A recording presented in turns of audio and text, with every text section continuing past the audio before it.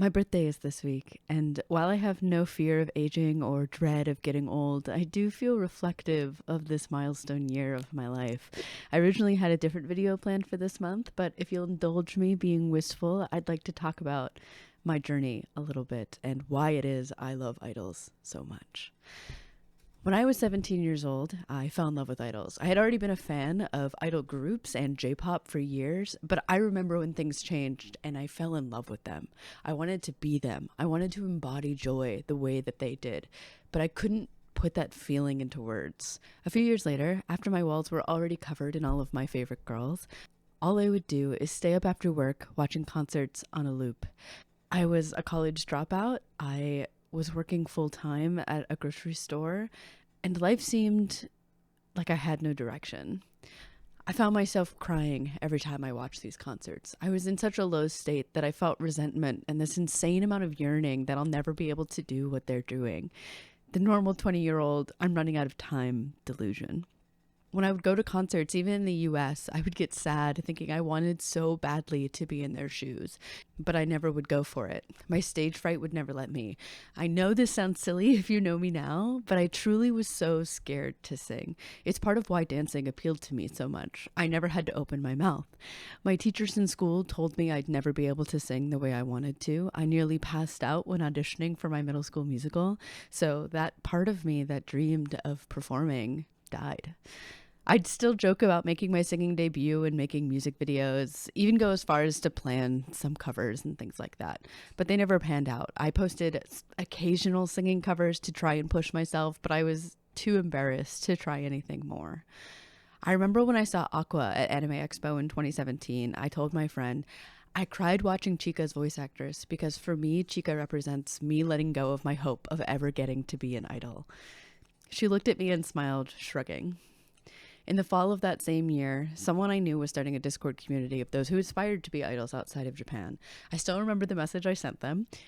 Hey, I don't consider myself an idol or anything. I'm just a dancer. But could I still join? I'd love to talk to more idol fans because I really didn't have many friends who even liked J-pop idols at the time. It was through this server that I found the idol community was already larger than I knew, especially in the southern US and specifically in Texas. Eventually, I told my friend that I was considering applying for Starlight Idol Festival, which she helped run, and she told me, "What do you have to lose?" So I applied last minute. I said, I'll try it once. The whole ordeal was honestly a mess.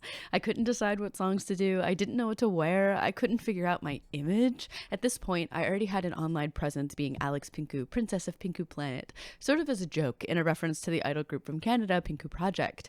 Even though I was posting dance covers and sort of performing through the dance group that I was a part of, DTP, I didn't really intend for this to also be my personal artist brand, especially because I kind of borrowed it from somebody else, but I didn't really have time to come up with a new name.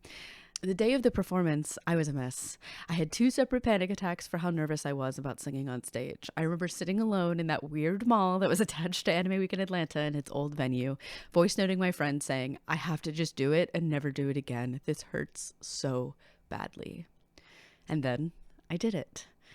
I couldn't breathe well to sing. I was pitchy pretty much the whole time, but I had so much fun. And people cheered for me and did calls for me. I came off stage crying and hugging whoever was closest to me, and they were encouraging me, saying, "You did it, good job." I don't remember much after that. But I knew something had changed within me. Something has changed with it. Anyway, I had to keep trying, and so I did. Any event that I could apply for, I did. I kept experimenting with songs to sing until I could figure out what worked for me, and frankly, I feel like I'm only just now figuring it out.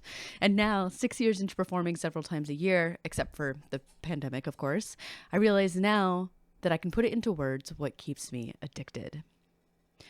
Don't get me wrong, I love the cute fashion, perfecting hairstyling and makeup. I love the music. I love posting pictures and editing photos, doing photo shoots. But to me, live music in general is the closest I have ever felt to magic, as corny as that sounds. I find group experiences so human and touching. It's why I like going to the movies too. A bunch of strangers coming together to experience excitement really touches me. A few months ago, I was sitting in a sports bar, sort of on accident, during the football playoffs, and we got to watch everyone else watch the game. I'm not really a sports person, but the supported team got a touchdown, and the place exploded in cheers. Michael said to me, "Wow, I love joy." And even for something that isn't really my thing, I smiled so wide at the whimsy of it. In an era where being sincere is considered cringe and uncool, I really value any experience that lets people just let it all out. Whether it's a concert or a movie or a football game, everyone gets to forget the outside world for an hour or two. It's all about this moment where cringe is dead and you can let your emotions truly take over. And the idol version of that feeling speaks to me the most. To me, unironically, idols really are punk and counterculture. They speak of dreams and happiness in a way that getting older in our society tries to beat out of us and call it cringe, or for young people. Idol fans get a chance to be loud and abrasive and get to participate in the show in the world where it's easier to just be quiet and fade into the walls. It doesn't have to resonate with you, though obviously I hope it does someday. Now when I look at my photos and videos from an event, I think, I can't believe this is my life. Because it wasn't that long ago that I dreamed of doing exactly what I am right now. I'm not signed to an agency. I don't have a crazy number of followers. I never dreamed of being famous. It's not as if I'm guesting at the conventions that I go to, but I do work hard to perform almost every month at this point. I get to meet friends from across the country, hear stories from fellow performers and idol fans, and have young people come up to me saying that my videos and my music mean something to them. And that's worth not even breaking even on cost. But getting even to this point hasn't been a clear or linear process. I had to make the wrong choices many times. I almost quit several times because I was so unsure of how I was going to continue this path that I was on.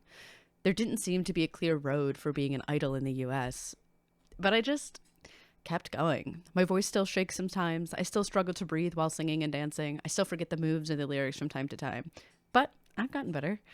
And as hard as it is to get up every day, to go to work and deal with the world the way that it is, I can't stop.